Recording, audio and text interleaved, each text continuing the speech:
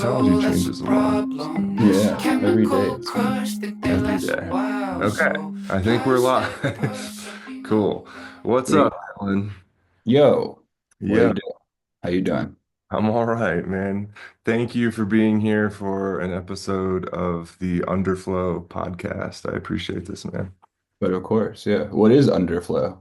Yeah, so Underflow is, I think I got some shit. Yeah, Underflow is a label my friends and I started to kind of just banner together and release all of our shit and our homies' shit. Because I'm sure it's probably the same. Like you have so many super talented friends who are just sitting on, amazing shit that they never release. So I'm just kind of the friend that just like pokes people. And I'm like, hey, Yeah. shit, Right, it's really good. right. Totally. Yeah, I think I used to have a lot of super talented friends. I don't know where they all went. I'm gone now. I Uh, don't know. It's like when I was in my 20s, every single person I knew was in a band and trying to write songs. And it's definitely not the case anymore, you know. Sometimes I feel like I'm the only one left. yeah, I mean, a lot has happened since then. Yeah, well, I'm almost 40, so it starts to get kind of weird. Now I'm good. Yeah, now you're good. All right, here you anyway. My girlfriend's in class and it like switched to her. Oh no. What kind of class? Both her and I are in grad school and she's studying psychology and I'm studying English. So Awesome. I'm a somatic counselor and to become English professor, I guess. I don't know. Uh-huh. Excellent. Yeah, but I was saying I was going through old shit and I found like old posters and I realized we've known each other for a weird amount of time. Yeah, man, we frequently refer to you as the first ever Bare Hands fan, honestly. It's so weird because we had this is like MySpace, the days of MySpace when we like uploaded, I think the golden EP up onto MySpace. You and then it was weird. The only other person who seemed to care was this other girl in Michigan. So we were super popping in Michigan. Who she like, I met her through you guys and Yeah, she started coming to like our shows and shit. really. Uh, Yeah, she was nice, very intense, but Yeah, nice. she is very intense, definitely. I've had a lot of fun with her and I also had a couple of crazy times with her. Also, when she totally got kicked out of a venue one time for being way too drunk. I remember our tour manager, she had like caused some scene or something somewhere. And then we were sitting backstage and our tour manager just came in and just like pointed at her and her friend were like, they need to leave. And I was like, okay. I mean, yeah, I wasn't really I thought about defending her for a second and then I was like, ugh, I don't even know what happened out there, so I'm just gonna trust him on this one. What But the then t we saw her next time we were in like Grand Rapids or whatever, and it was all good. Yeah, yeah, yeah. I was trying to think of like, because I feel like I can't remember if I got kicked out of the venue, but I remember like, I think it was in Ann Arbor. We were like smoking weed upstairs, and some like, employee was like, came in and like had a hissy fit and was like fine with like the band members smoking weed, but I think because Yeah. I was up there, and I was like, it's chill. Hmm. I'm just gonna go. Like, don't worry about it. I think I was To like, your justice system. yeah, Yeah. yeah, yeah, yeah. Was that on his last show when we were at Blind Pig? Or was No, that no? yeah, that Oh, was right, you weren't there, right? I forgot. You're in fucking Denver now, right? Yeah, totally. yeah, moved from Detroit to Denver. So yeah, we Right. were at Meow Wolf together for that one. Right. Okay. Yeah, I forgot. Blind Pig is cool. How's Denver versus Detroit? Advantages, disadvantages? I love Detroit. I mean, Michigan is so weird. Like, I feel like there's a lot of like stereotypes about different people from different states and whatnot. And Hmm. like a lot of the Colorado ones are true. Like Boulder people are like intolerable, like Hmm. white privilege, like, like poser, like yoga facade or whatever. And then Hmm. Denver's rough, so it reminds me of Detroit in that way. And there's like a great music scene, like kind of like underground. There's a lot of like cool people. Everyone's really nice, but Hmm. there's just like, I mean, Colorado is very white, like with the H, Yeah.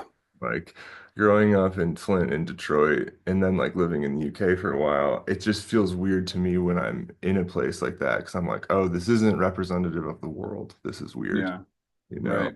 But besides that, it's cool. Like there's weird shit. Like there's weird amounts of money going into shit like Meow Wolf or something, which is like, that's okay. That's cool. Yeah, that place is really weird. We frequently play a game on tour where you just call out two cities and you're forced to decide where you're going to live for the rest of your life.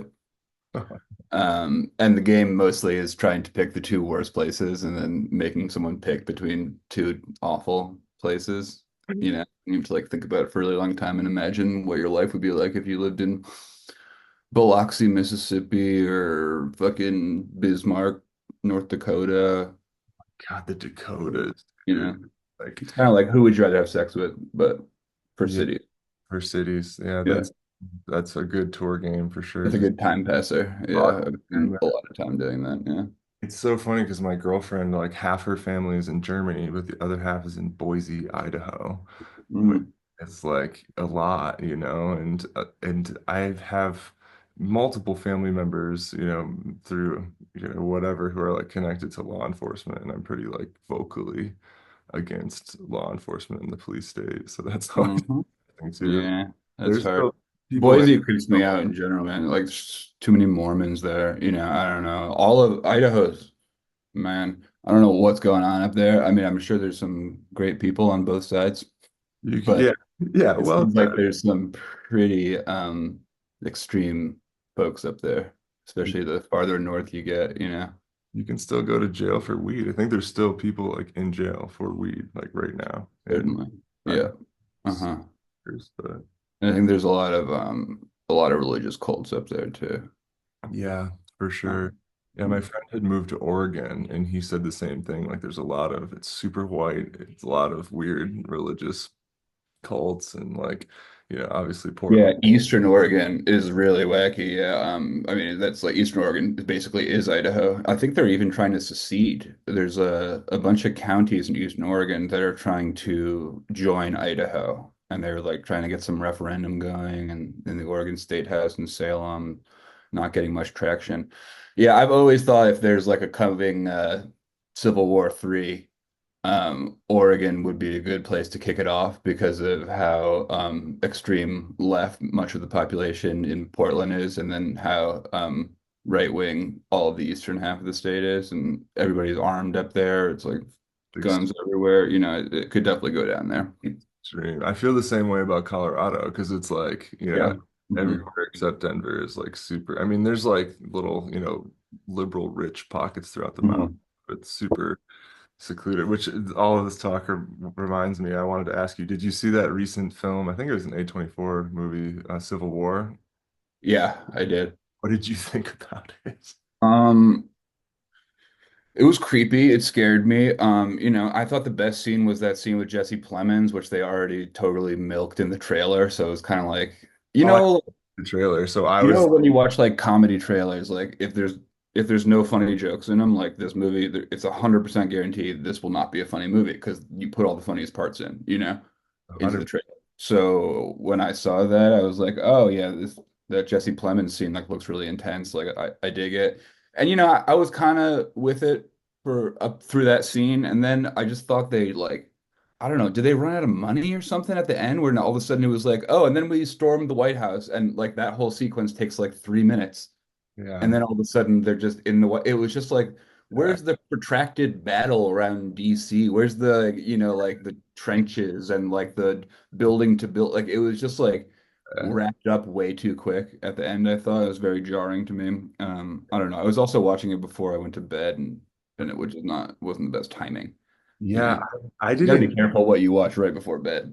1,000%. I was just watching a Prince interview where he was like, "I'm all for freedom of speech." He's like, "Well, we got to be careful, like what we like let into our beings." And yeah, I hadn't heard anything about it, and then I like someone was like, "You need to see this movie," and I was like on an airplane, so I was like, "Oh, I'll watch this," and I was like, "Holy Oh, shit!" intense airplane watch, definitely. Yeah, for Yeah. sure. But yeah, I mean, it's definitely happening. I mean, the fact that I mean, people are getting disappeared right now. I feel like it's very timely that we should mention I know. I Beyonce's have free Mahmoud Khalil. Freeman. Yeah, I mean, like it's like I, part of me doesn't think it can actually happen because Americans are just so complacent and nobody, Yeah, I think we're so far removed from like agree. violence in our day-to-day lives that even though we're the most gun-owning folks in the planet, like I think if it actually came down to like turning guns on your neighbors and family members who you disagree with politically, or I just can't really see it going down.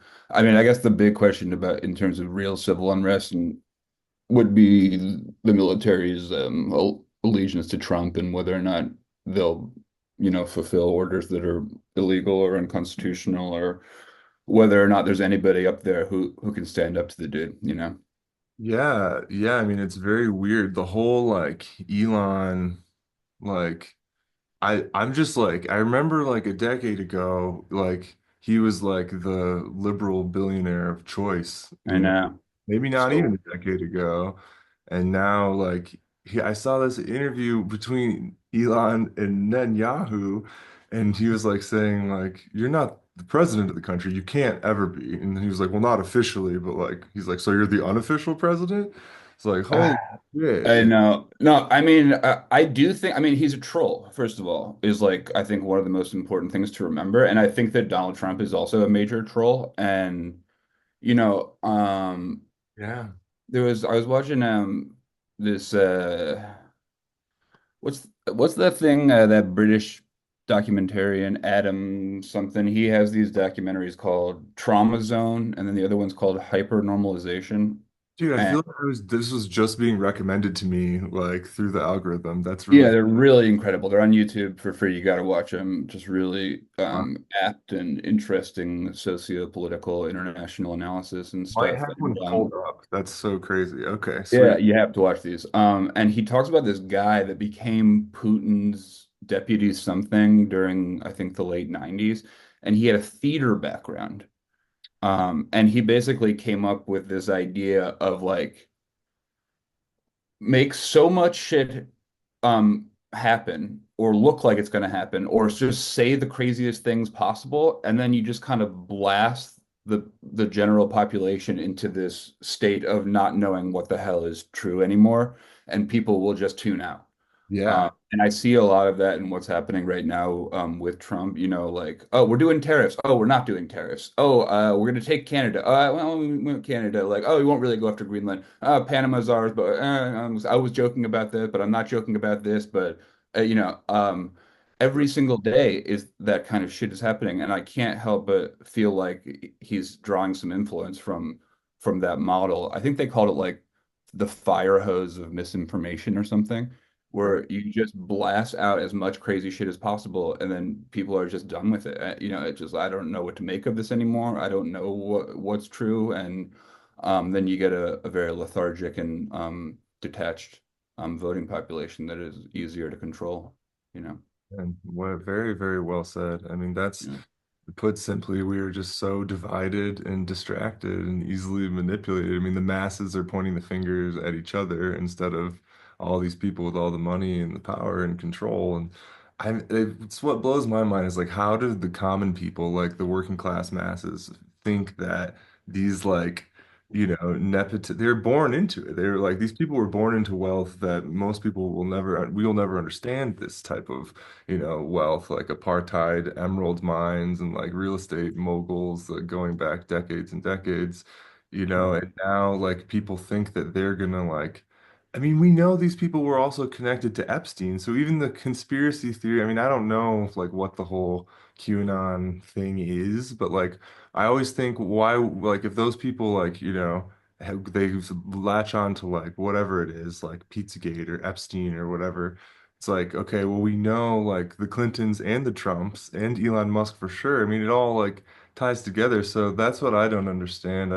I try to like, see the media and like the content that these people are ingesting and like clips of like a Rogan podcast or something. And they were like, I saw this clip and it was like this woman talking to Rogan and they were saying like, will the liberals ever come to their senses and realize like that they need to ask for forgiveness and like ground themselves in reality and maybe Doge will rescue us and like the whole idea of like, and I hear it from libertarians as much as Republicans and whoever else too, is like that crypto is going to save us. I don't buy it, man. Yeah, I mean, it's we are at such a point of ridiculousness. It's like we're MTV, Dude, nothing but ridiculousness, 24/7. You know, I just can't take it seriously.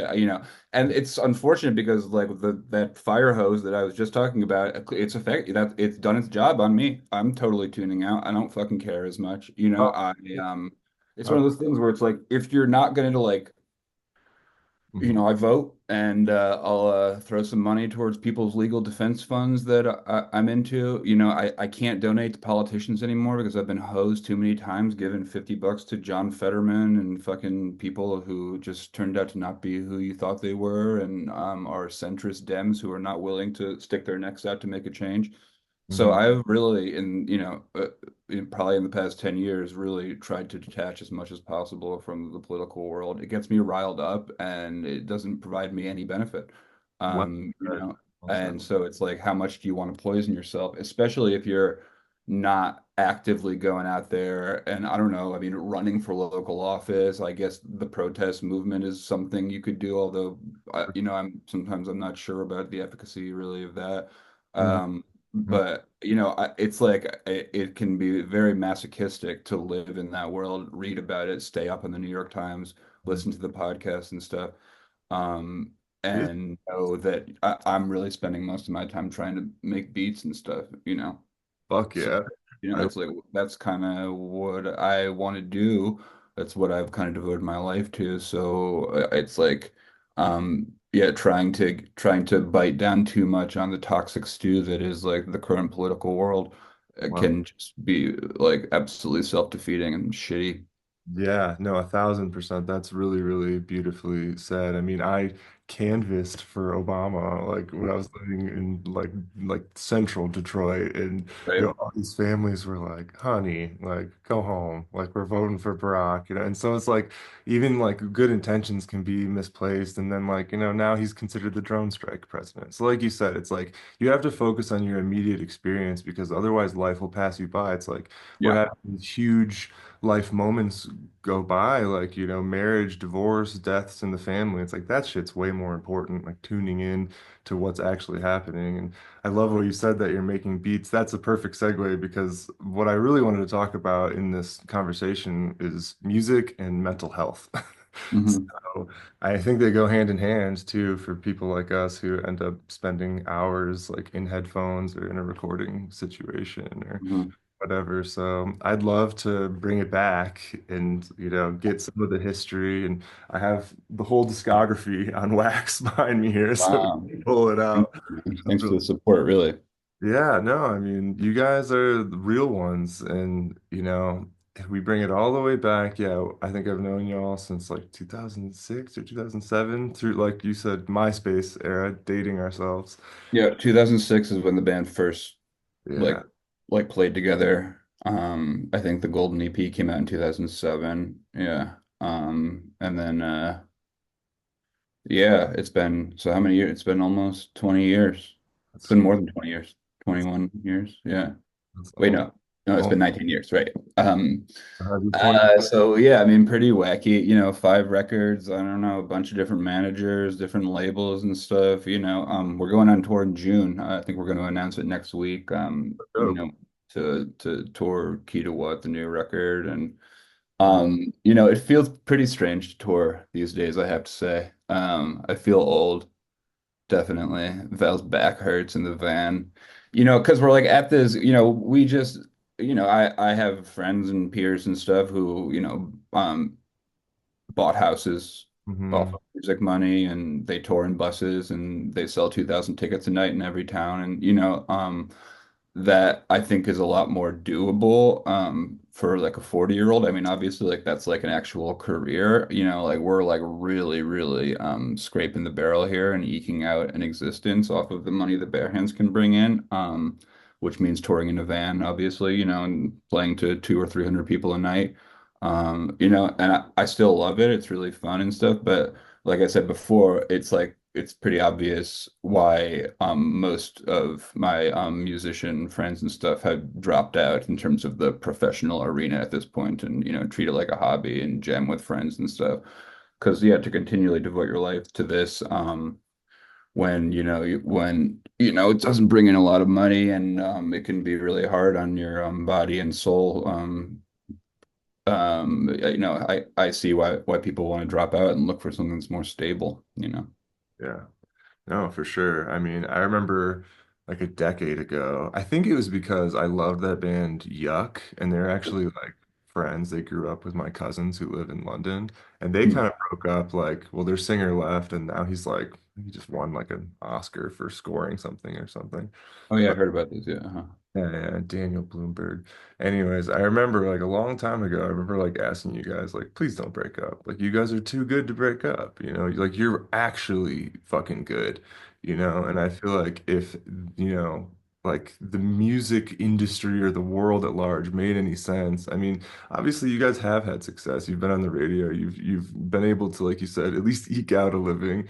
And I remember like you guys have played big festivals. Like, didn't you play some festival in Europe, right, like with the XX, like the year they were Mhm. like blowing up or something like Yeah. Hmm. stuff like that, like super fun stuff like that. But like you guys are the real deal, and I've always said that. And it's funny you mentioned the Golden EP because I just re-listened to it for the first time in forever today, Hmm. and it's so good. It holds up, like it really fucking holds up, man. And it's so funny because the last time we hung out in Denver, we were kind of like talking about writing and poetry, and you had said like something about poetry that made me laugh, and whatever. I don't want to misquote you. And your lyrics are poetry, man. They're so good in like a really non-pretentious way because they're very like self-aware and funny, but it's like really, really deep. I mean, going back to the Golden EP, I think, a lot of the modern stuff, like the Key to What, I love the motifs through the record, whether it's moonwalking on eggshells or like this like weird cyber existence that we're starting to live with like AI and the internet and like scam phone calls and shit like that. But like I don't know, it's interesting when you see lyrics like written out. Like I was like looking at your guys' shit on like Genius, and I was like, man, like Dylan is a genius. As I was looking at it on paper, I was like, fuck, man, like at least you're doing it. I feel like that's what I've always felt is like at least you're fucking doing it, and that's something to, be proud of. Yeah. Yeah. I mean, we did it. I don't know. I mean, Five records, I dude. do. I feel like we did it. Like when I had like a checklist of things that I fantasized about when I was like 13 years old and wanted to be Kurt Cobain, I pretty much did them all. I mean, I like go to Japan when I really think about career goals. All right. Go to Japan and play shows is the only one that's like really missing from the checklist. I Mhm. mean, probably later in life, like around 30, I would have wanted to go back and add, um, earn enough money to buy a house on there. That would have been a good goal also, but it didn't occur to 13-year-old me that that would be important. So I think that's probably why it never got checked off. That's But so like all the other ones, like go to Europe and play big festivals and like live on tour and fucking get addicted to drugs and live in New York and blah blah blah. Pretty yeah. much did the stuff. And, I don't know. Sometimes I'm now kind of at a place like approaching 40 and 5 records deep into Bare Hands where I am a little curious about like what else could be done artistically. I don't know. I live in LA now. I have a lot of friends who are filmmakers and work in television and stuff. And I've been kind of toying with the idea of trying to write like a TV pilot or something. I'm a big TV fan. And somehow it feels like more dignified to maybe write a TV show than it is to like be 40 and trying to write pop songs. But I can't tell if that's just like me in my own head and like I don't know. I'm also at a place right now where, Key to What came out in October and I'm at that like empty bottle kind of spot where I don't, I have like maybe two or three little song nuggets hanging around and it's like, it's like you're staring up at the bottom of a really tall mountain to like think about making another record, like how many songs do you have to write to get to 10 good ones, usually about 20 for me anyway. You got to throw 10 of them away because they suck or they're just mediocre. uh, And at least. so it's just like a huge daunting piece of work. And, it's a place that I've been at many times in my life, but also, Bare Hands, as I'm sure you know, kind of had a career peak, circa 2014, 2015, which is 10 years ago now. And yeah, there's definitely a part of me that wants to see like what else I could do with my brain. I've really only been doing one thing with it since graduating college. So I don't know. It's something I've been thinking about. But again, like you said, you got to do it. Thinking about it is one thing. And I've been thinking about it for a while, but I have not yet graduated to the place where I'm like, instead of me forcing myself to sit down and open Logic and try to work on music, like, okay, sit down like with Word open or whatever, just like try to outline a story, but I'm thinking about it. Yeah, that's dope. You would be great at that. I mean, you'd be good at whatever you put your mind to, I'm sure, but Oh, especially artistic and creative and, inspiring other people. I think that's the thing that it's hard. Like, I really try to separate pretentiousness from art because, like, especially being in grad school right now, like, there's such a, like, self-righteous, pretentious air about, like, liberal grad school atmosphere that, like, it seems detached from reality in yeah. itself, What do you mean, like, who have you read and what do you know and that kind of thing? Yeah, I mean, besides the like performative one-upping, it's just like, or like, shitting on like someone who's like a classical genius just for like, Yeah. you The know, people you, who hate the Beatles, yeah, like, shut up. dude, I can't stand that kind of shit. I don't like the exactly. Beatles. Get the fuck out of here with that. Yeah, I mean, Ridiculous. I obviously, also have that with Dave Matthews Band. Val refuses to accept that Dave Matthews Band and Pearl Jam have good songs. He's like, they don't. I hate them. And I'm that's like, so dude, come funny. on, man. Uh, Get out of I, here. I, I'll catch him one day and my head sister, bobbing to fucking Ants Marching or fucking Better Man or something. I'm like, ha, there's I so got many Dreaming Tree.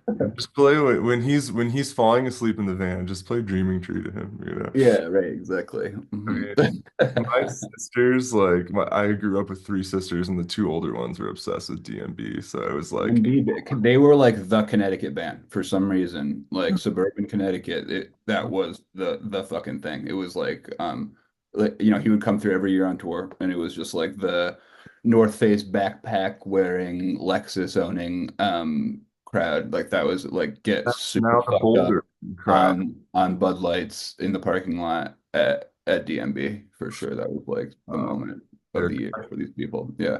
I wasn't into it then. Like I was with Val when I was like when I identified more as a punk and thought that kind of identity is important, which I, kind of grew out of, I would say, probably in college. Um, and I was like, yeah, fuck the EMB. It was like go against the grain. I also hated the UConn basketball team just because they were the state's team. So I understand like that logic, and I am pretty like against the grain. Typically, I really like to not be with the crowd. But I mean, sometimes it's fun to all just collectively agree like this rules.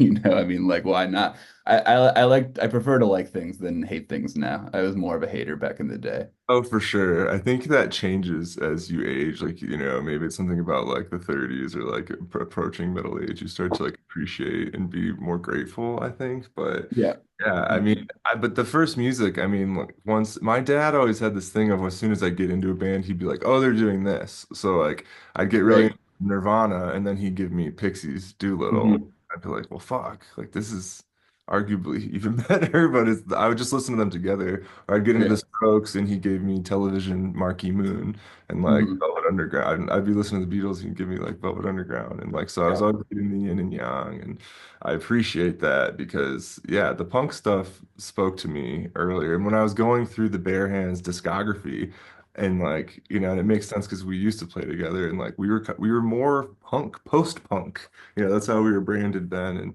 I definitely feel like you guys have evolved into more of like a pop band. And so it's funny you feel like you guys peaked a decade ago. I feel like you haven't even hit your peak yet because you now have all these like arguably even more accessible songs. And it's just like I feel like back in the day it used to be like if the right DJ played you at the right time, you would just like catch in a city or whatever. And maybe it's like that. I mean, you never know if a song from The Key to What could like blow up on what is it, like XMU or some shit. I don't listen to satellite radio, but Yeah, I mean, we've gotten more played on the Alt Nation station. We've never been cool enough to get played on XMU. I don't know if we've ever gotten played on XMU. There was like when the band started, there's like been multiple chapters. Like when the band started, we were more in the hipster Pitchfork category. Pitchfork like reviewed our first record and then like never said our name again after that. And I think it did have to do with the fact that we like had signed with a big management company and we're going like the K-rock alternative rock route. And that's just kind of anathema to like the hipness that is the Pitchfork brand. So we kind of forfeited, I would say, that world in and traded it in for the world of Red Hot Chili Peppers, which was probably more financially rewarding than if we had stuck it out in the Pitchfork lane. But also probably wasn't as cool and like the music wasn't as good and I don't know. I don't it's like one of those sliding doors things where you can't really go back and see what would have happened if you'd stuck with it. I mean, frankly, I had an emo band in high school called Building a Factory and like by senior year of high school, like we were opening for, vagrant bands and whatever, like the emo bands of the day. And, people knew who we were in Connecticut and stuff. And we toyed with the idea at 18 of postponing college and trying to go on tour and trying to get signed to Drive Through Records or whatever, and I do think a lot about that also, like what would have happened there, like every time I see the When We Were Young festival lineup in Vegas, I'm like, man, like Starting Line and fucking The Movie Life and Further Seems Forever are like playing these festivals in Vegas and shit and riding this nostalgia wave. And I don't know.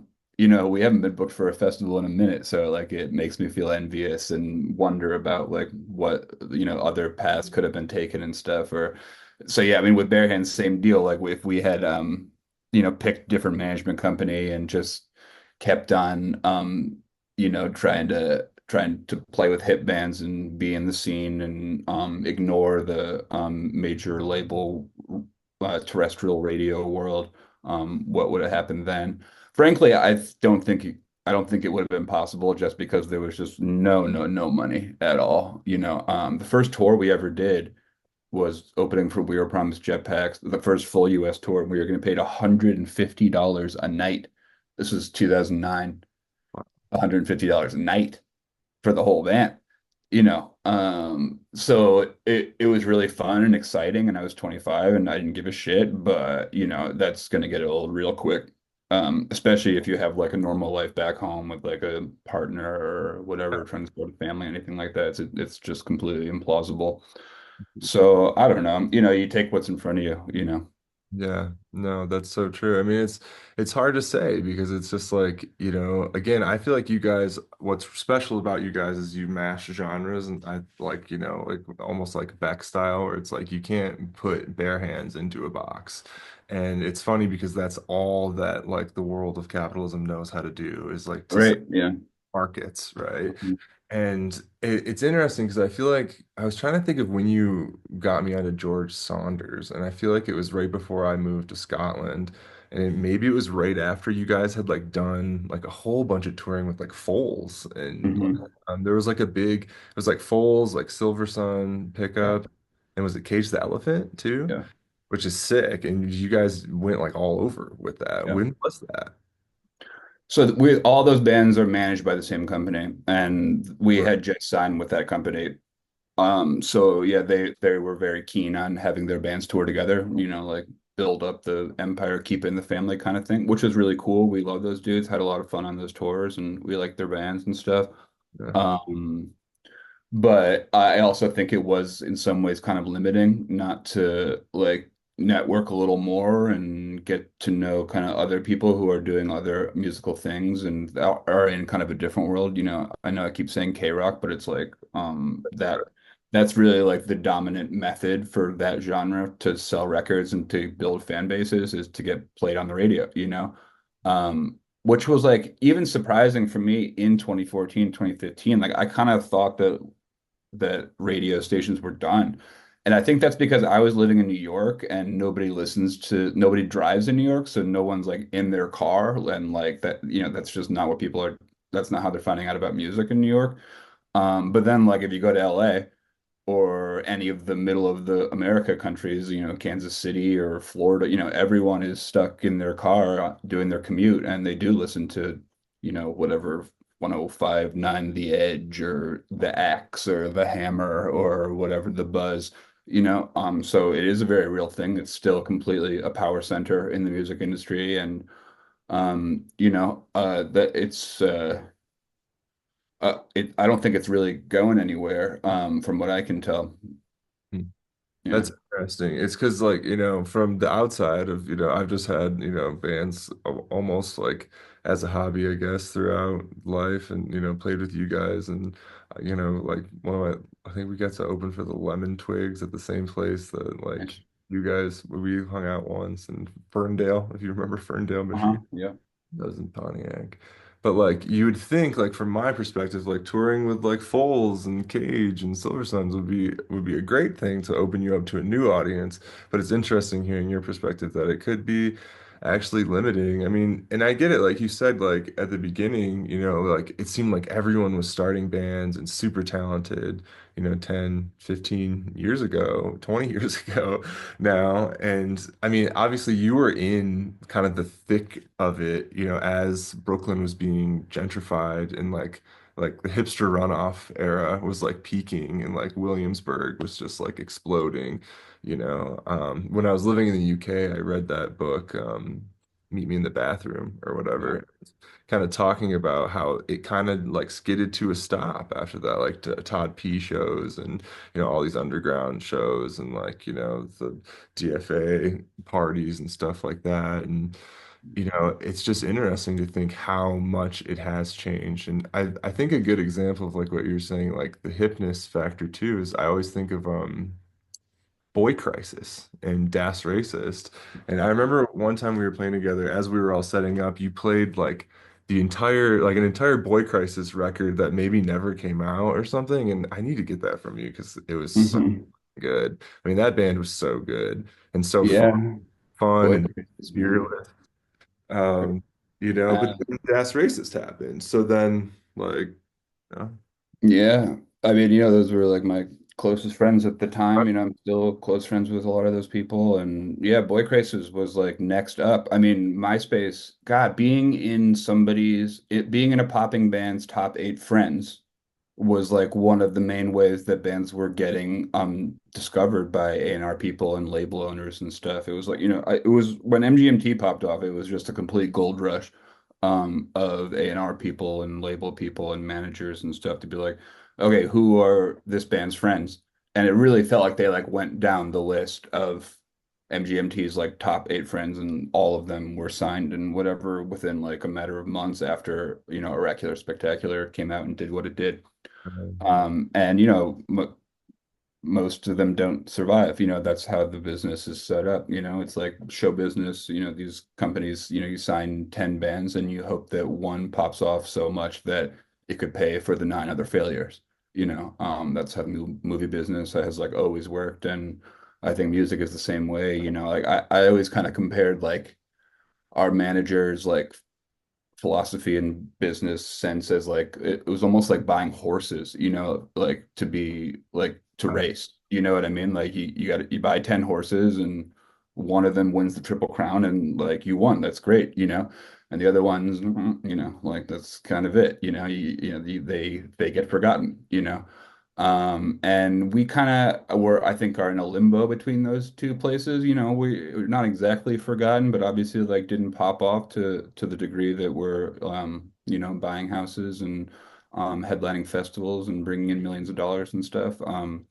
But again, I feel very lucky to have had the career that I've had, and people Right. have just been like so nice, and I still feel thankful to have 150 people come and see us play in Orlando or whatever. It just kind of still blows my mind. So. For sure. I mean, like you said, it's you're bearing your soul, and it's a lot. I remember like there's some like Ian Curtis quote of like, Yeah, people don't understand like what I give and like what it takes to even get up there, let alone like do the whole fucking thing. And obviously there's like the air of pretension that goes with that too, and like Yeah. being grateful. Mhm. But you know, like it can be crushing, you know, when it because it is a grind. And I always like tell my friends who are maybe sitting on music and I'm like, just put it out through Underflow, you know, like I'll put it out for you and you know, maybe something will happen, maybe nothing will happen, but at least it's accessible. And I always think like it could always just take like one bare hand song could get in an episode of well, I guess not Stranger Things because it's always 80s music, but you know what Yeah. I mean? Like a Mhm. movie or a show, and then all of a sudden people care and people will like, you know, get into the back catalog. Like I've been watching this docu-series called 1971, the year music changed everything. And Mhm. there's a great Alice Cooper quote. Like they were just talking about how they wrote 18. Like they literally got together to practice and they're like, we need to hit, we need to write like the dumbest, most accessible pop song Mhm. ever. Who are we writing it to? Oh, the 18-year-old dudes. Let's call it 18. Let's do this.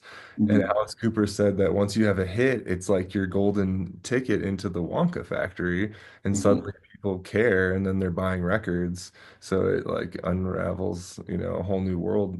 And I always feel like that could happen for a super talented slept on band. Not that you guys are super slept on, but it's Mhm. like like listening to this new album, like I feel like there's just like hits on this record. I mean, Yeah. Florida is so fucking good, man. Like just a song that you instantly like play again, you know, and it's just and I Thanks, man. as always, the lyrical content is really deep. And, you know, I think I told you I lost my mom a year ago and Sorry, went through man. worse and all this shit. And I'm so happy that you're going in the other direction. And I feel like you're writing a lot about, you know, past experiences, good and bad, but also like mental fatigue and like, you know, living in this era and obviously writing about depression a lot in songs like Dial Tone and whatnot. And I think it's really important that you're writing this stuff. And I wanted to thank you for, you know, having the courage to write about this stuff Well, because yeah, thanks for the kind words, man. Yeah, like that Ian Curtis quote, it's like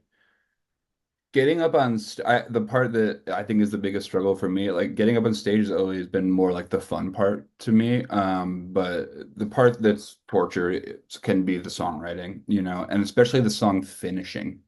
You know, I've in my experience, like I think, oh, you know, John Lennon said, second verse separates the men from the boys. Apologies for the patriarchal, misogynistic potential there, but you know, I've always had, you know, it's like I can get into a flow, I can make the beat, and then I can make like the hook or like one verse, and then it's just very, very common to kind of get stuck there, and like that's where like the real like labor begins of like finishing the song. It's like, okay, like this part's cool, like where does it go? This is 1 minute of music, you know, so it's like you gotta like and you know beating your head against the wall with that kind of stuff can really make you want to quit and also make you feel like you suck, you know. Every single time, you know, I kind of go in like writing cycles where it's like, okay, like, I'll get into the zone, like, you know, to do 3 days a week of like devoted songwriting and stuff. But then when the record comes out, I usually like chill for a while and like let it fall out of habit and routine for me, which probably isn't the best system because every time I try to re-engage, I have to go through like a generally multi-month time period where I'm like, I don't know how to do this anymore. Like this sucks. Every single idea I have is bullshit.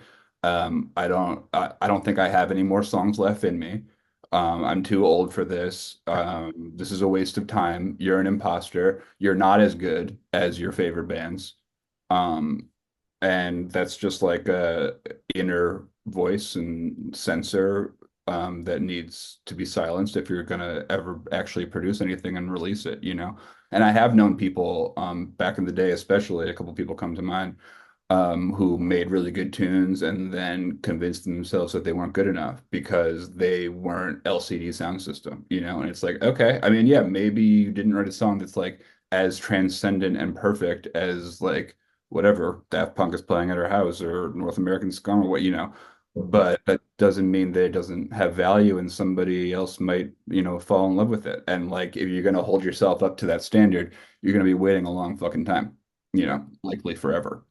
Yeah, no, it's like perfectionism. There's some great David Foster Wallace like bit. I think there's like a series. It's like animated videos. I think they're called Blank on Blank or Blank versus. Mm.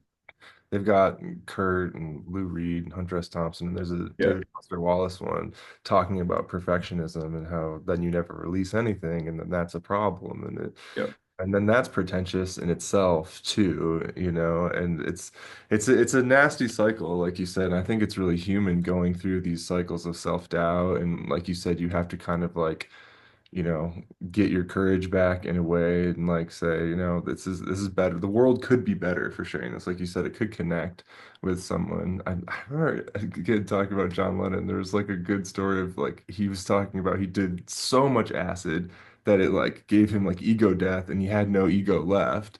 Then Hmm. people were like, dude, like you're John Lennon, like it's like you're with Yoko Ono, like you wrote all these songs. And he's like, oh yeah, right, you know. And it's weird because like putting yourself into song form, like when like I'll still like listening to a song like Across the Universe, and like I'm just like, well, how, like that's, or any of the Nirvana stuff. I mean, anything from In Utero still just like fucking destroys me, you know. And I think about like like you said, like having to like pour, like wring yourself out like a sponge into something like that, which eventually is a product. And I love the evolution of it because I mean, I never knew about Building Factory. That's the band name. That's Building great. a factory. Yeah. Uh-huh. Building a Factory. Yeah. From the evolution of like emo music, because I remember you like used to talk about like the Promise Ring and stuff. Yeah. Like, you know, then when Bare Hands first came around, you guys used to get compared to Modest Mouse a lot. Yeah. Maybe because of the really good lyrics and like the post-punk elements, I guess. But, you know, I was obsessed with Modest Mouse when the band was starting. They were like my favorite band in 2006. And then after Good News, then I totally fell off. It was one of those things where it was kind of night and day, where I was like, oh, this is my favorite band. They can do no wrong. And then whatever that record was that came after Good News, I was like, oh, I'm over it. Like it's I just over. love Johnny Yeah. Marr Yeah, from like who I don't played know. here, but I felt the same way. I honestly felt Yeah. It's that's kind of a bummer, but that's just how music is, you know. You just can't stick with it for you. Not everyone can just be Radiohead and just constantly reinvent themselves and every record's great and stuff, you know. exactly. Um, Person yeah. Pit came out in 2007, and I feel like you once told me that was like, you know, I feel like it's a game changer record, just period for everyone. Panda Bear. Panda Bear. Yeah, Have you listened definitely. to the new record at all? Nah, I saw an interview with him on Instagram. That I like. I love that dude. Yeah, he's the best. I'm gonna check it out. He's definitely a very special songwriter and unique voice and all that stuff, you know. So Yeah, for sure. I mean, and again, I always feel like Animal Collective has this huge audience. Like Bon Iver has this like cult like audience and like some like festival of artists that collaborate in like Berlin or some shit. I feel like, you know, you never know if you could get plugged into something like that because it's like you have such a cool discography. And like when I'm curious about your approach because obviously like your lyrics are so complex. You know, do you like I feel like you used to write on guitar a lot and then keyboard and now everything, and like a song like Flying Scimitar from the new record, like what the fuck, like does mm. that start with like the sample, or did you like, is that like an arpeggiator that you like slowed down and warped, or like, you know, like sample? Yeah, I made like the basic bones beat of the verse and chorus and wrote all the vocals, and then we worked with this guy Elliot Cozell, who's the producer who kind of Right. helped us finish a lot of the songs. And you know, we've never really like been a super tech savvy band, and you know, I knew there was a lot of effects work and processing and some like what do you call it when you're like changing something during during the recording? You know, you're like it's like turning the knob, Like modulating or five like yeah, modulation, yeah, yeah. whatever. Yeah, like that kind of thing. And frankly, I just don't have the skills for it. It's just not something that I ever picked up. It didn't like interest me that much, but I knew that's what I wanted to sound like. So that's why we hired this dude, Elliot Cozell, and he was really excellent, you know, took the record where it needed to go. And I could just like write him an email to be like, make it sound like this, like give him a reference or something, and he knew what to do. Honestly, like Ted was kind of that person for us, for much of the earliest part of the band. He was really more of a tech dude and knew how to press the buttons and had those kinds of skills. So we kind of had to go, for an outside hire for like the last two records, you know. But I think it's been really fun also to like get new collaborators in and get like get some different perspectives on stuff. And yeah, we definitely owe him a lot. He made the record happen for sure.